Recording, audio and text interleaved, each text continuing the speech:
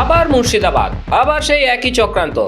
রাজ্যের জনবিন্যাস বদলাতে মুর্শিদাবাদকে যে চক্রান্তের সূতিকা ভূমি করে তুলেছিল তৃণমূল, মাত্র কয়েক হাজার টাকায় দেশের নিরাপত্তা বিক্রি সিন্ডিকেট চালাচ্ছিল গোটা জেলা জুড়ে, তেমনই এক চক্রান্তের পর্দা ফাঁস করলো মুর্শিদাবাদের জঙ্গিপুর পুলিশ জেলার শামশেরগঞ্জ থানার পুলিশ। শামশেরগঞ্জের পূর্ব দেবীদাসপুর এলাকায় আচমকা হানা দিয়ে পুলিশ গ্রেফতার করলো 30 বছরের যুবক শামীম আক্তারকে। বাড়িতে বসেই ভুয়ো নথি দিয়ে জাল আধার বানাতো এই শামীম, তারপর তা তুলে দিত বাংলাদেশিদের হাতে। তার বাড়ি থেকে উদ্ধার হয়েছে ল্যাপটপ, ভুয়ো পরিচয়পত্র এবং আন্তর্জাতিক জাল নথি তৈরির যন্ত্র। কিন্তু বিশেষজ্ঞরা বলছেন এটা হিমশৈলের চূড়া মাত্র, এর পেছনে লুকিয়ে আছে এক ভয়ঙ্কর চক্রান্ত।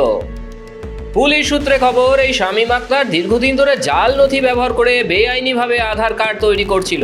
প্রাথমিক তদন্তে স্পষ্ট, এর পেছনে রয়েছে একটি গভীর ও সুপরিকল্পিত জাল নথি তৈরির সিন্ডিকেট। কিন্তু প্রশ্ন হলো, এই আধার কার্ডগুলো তৈরি হচ্ছিল কাদের জন্য? কেনই বা হঠাৎ মুর্শিদাবাদ বা মালদার মতো সীমান্তবর্তী জেলাগুলোতে এই আধার জালিয়াতির রমরমা? তার কারণ, তৃণমূল সরকারের জমানায় বিগত কয়েক দশকে রাজ্যে পরিকল্পিতভাবে জনবিন্যাস বা ডেমোগ্রাফি বদলে দেওয়ার এক মরিয়া চেষ্টা চলছে।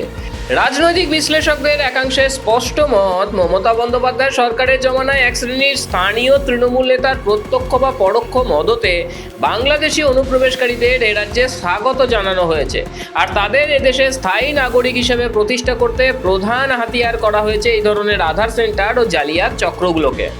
যার জেরে দিল্লি, মুম্বাই হোক কিংবা বেঙ্গালুরু, ভারতের যে কোনো প্রান্তে যখনই কোনো অবৈধ বাংলাদেশি অনুপ্রবেশকারী ধরা পড়ে, তল্লাশি চালালে তার পকেট থেকে কি উদ্ধার হয়?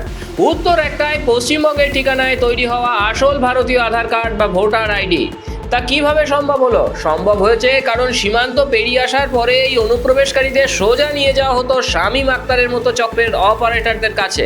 পর্দার আড়াল থেকে স্থানীয় এক শ্রেণীর তৃণমূল নেতার নির্দেশে এদের জন্য নথির ব্যবস্থা করতো তারাই। ব্যাস, জাল পরিচয়পত্র বা ভুয়ো ঠিকানা ব্যবহার করে কয়েক ঘন্টার মধ্যে তৈরি হয়ে যেত সরকারি আধার কার্ড। এই আধার কার্ডই আজ অনুপ্রবেশকারীদের ভারতে ছড়িয়ে পড়ার ছাড়পত্র হয়ে দাঁড়িয়েছে। তাই ভুয়ো আধার তৈরি করা শুধু অপরাধ নয়, দেশের আভ্যন্তরীণ নিরাপত্তাকে চরম সংকটের মুখে দাঁড় করানো। শামশেরগঞ্জের এই ঘটনা আরও একবার প্রমাণ করে দিল যে বাংলায় অনুপ্রবেশ এবং জাল নথির কারবার কতটা গভীরে শিকড় ছড়িয়েছে। পুলিশ শামীমকে জঙ্গিপুর মহকুমা আদালতে তুলে নিজেদের হেফাজতে নিয়েছে, কিন্তু এই চক্রের মূল চাঁইদের কি আদেও ধরা যাবে? আপনার কি মনে হয় এই ধরনের দেশবিরোধী আধার জালিয়াতি রুখতে এনআরসি বা আরও কড়া পদক্ষেপ নেওয়া কি জরুরি? আপনার মূল্যবান মতামত নিচে কমেন্ট করে জানান। ভিডিওটি তথ্যপূর্ণ মনে হলে লাইক ও শেয়ার করুন। দেশের সুরক্ষায় এই ধরনের খবরের আপডেট পেতে আমাদের চ্যানেলটি এখনই সাবস্ক্রাইব করে বেল আইকনটি প্রেস করে রাখুন। ব্যুরো রিপোর্ট, মাধ্যম।